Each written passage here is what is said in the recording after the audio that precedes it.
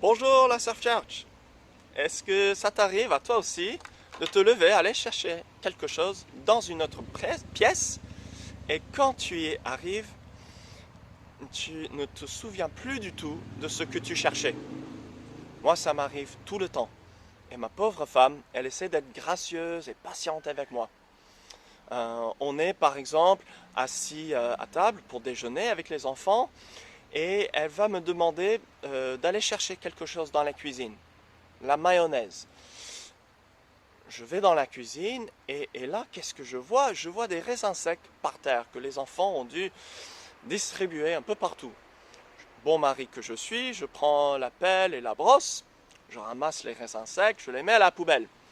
Ouh, j'ai eu une petite soif après cet effort et je me sers un verre d'eau pétillante.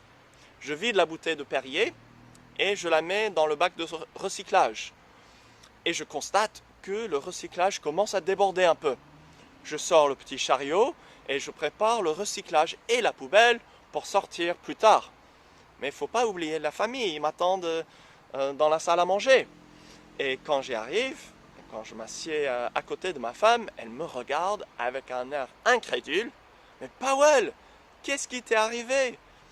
Et où est la mayonnaise? Où est la mayonnaise? C'est une bonne question qu'on pourrait poser à l'Église primitive dans le livre des Actes qu'on est en train de parcourir en ce moment dans notre série de prédications le dimanche à la Surf Church. Et on a fait 8 ou 9 chapitres et j'ai trouvé bon à ce moment de faire un petit parcours pour voir où en est l'Église par rapport à sa mission. Cette mission, on la trouve dans Matthieu chapitre 28, verset 19. Allez donc, faites de toutes les nations des disciples, baptisez-les au nom du Père, du Fils et du Saint-Esprit, et enseignez-leur à mettre en pratique tout ce que je vous ai prescrit. On trouve aussi parmi les dernières paroles de Jésus sur terre, dans Actes chapitre 1, ces instructions où Jésus dit à ses disciples d'attendre à Jérusalem, attendre ce que le Père avait promis. Ce que je vous ai annoncé, leur dit-il, car Jean a baptisé d'eau, mais vous, dans peu de jours, vous serez baptisés du Saint-Esprit. Verset 8. Mais vous recevrez une puissance lorsque le Saint-Esprit viendra sur vous, et vous serez mes témoins à Jérusalem, dans toute la Judée, dans la Samarie et jusqu'aux extrémités de la terre. Dans cette grande mission donnée dans Matthieu, on voit que les disciples de Jésus sont chargés de faire encore d'autres disciples, et ce, dans toutes les nations. Et encore dans Actes, Jésus affirme qu'il les envoie non seulement à prêcher dans Jérusalem, la Judée et la Samarie, mais aussi aux extrémités de la terre. Clairement, il y a une attente que la bonne nouvelle soit prêchée au-delà des frontières d'Israël et à bien d'autres peuples que le peuple juif uniquement. À la Pentecôte, les disciples ont bien démarré car il y avait rassemblé à Jérusalem pour cette fête juive des pèlerins venus d'un grand nombre de pays. Ils ont écouté Pierre prêcher et beaucoup d'entre eux ont été sauvés. Ils ont naturellement ramené cette nouvelle foi avec eux dans leur pays. Et remplis du Saint-Esprit, les disciples continuent à prêcher à Jérusalem et leur message est accompagné de prodiges miraculeux et beaucoup de gens convertis. Mais cette église naissante reste toujours concentrée à Jérusalem, malgré ces instructions de Jésus d'aller dans toute la Judée et la Samarie et bien plus loin que ça. Puis, la lapidation d'Étienne, qu'on a lu ensemble il y a 2 semaines, c'est dans le chapitre 6 et 7. La lapidation d'Étienne est un événement déclencheur pour l'Église. Et Actes chapitre 8 commence ainsi. Saul qui deviendrait l'apôtre Paul, Saul approuvait l'exécution d'Étienne. Ce jour-là, une grande persécution éclata contre l'église de Jérusalem, et tous, à l'exception des apôtres, se dispersèrent dans les diverses régions de Judée et de Samarie. Vous voyez, si l'Église ne bouge pas pour accomplir sa mission, Dieu va faire en sorte qu'elle bouge. Cette persécution qui s'éclate fait que l'Église est éparpillée. Et quel en est le résultat? Versets 4 et 5.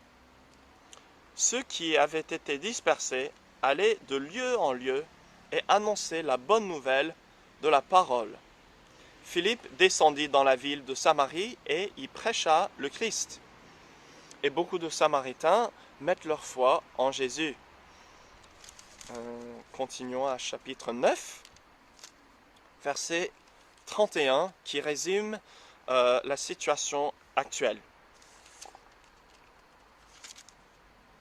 L'Église était en paix dans toute la Judée, la Galilée et la Samarie.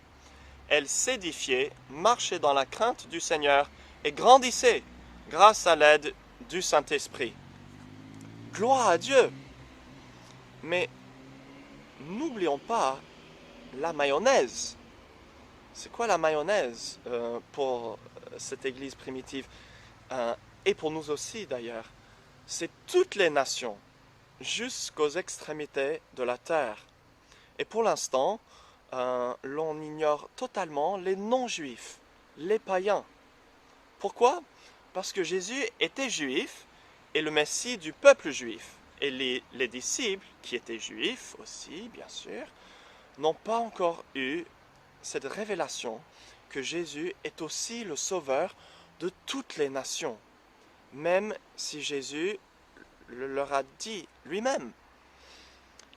Ils ont compris plein de choses sur Dieu et sur son plan de salut, mais ils n'ont pas encore eu ce déclic où les écailles tombent dans ce domaine de l'universalité de Jésus en tant que sauveur.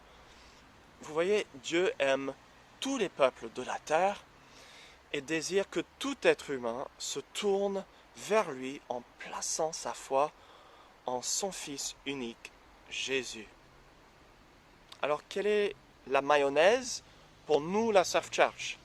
L'essentiel de notre mission. Qu'est-ce qu'il ne faut surtout pas perdre de vue? Car il y a beaucoup de distractions en ce moment. On peut céder à la peur face à la pandémie du Covid-19. Je vais rester chez moi jusqu'à ce que ça passe. On peut céder à des soucis du quotidien, la routine de la famille, la routine du travail, sortir avec les amis, les vacances. On peut céder aussi à la tentation de l'activité religieuse. Plus on est occupé, plus on est spirituel, n'est-ce pas? Mais savez-vous que vous pouvez faire plein de bonnes choses tout en oubliant la mayonnaise? Plus on fait la volonté de notre Père, plus on est spirituel. Et notre conviction à la Surf Church, c'est que Dieu nous a placés ici, à l'épicentre du monde de surf, pour une raison, d'y faire des disciples. Et en notre saison à Hossegor, ce n'est pas un peu comme Jérusalem à la Pentecôte. Ne perdons pas l'opportunité de nous lever pour prêcher à cette grande foule qui passe devant nos portes, cette grande foule sur la plage, tous ces surfeurs dans l'eau.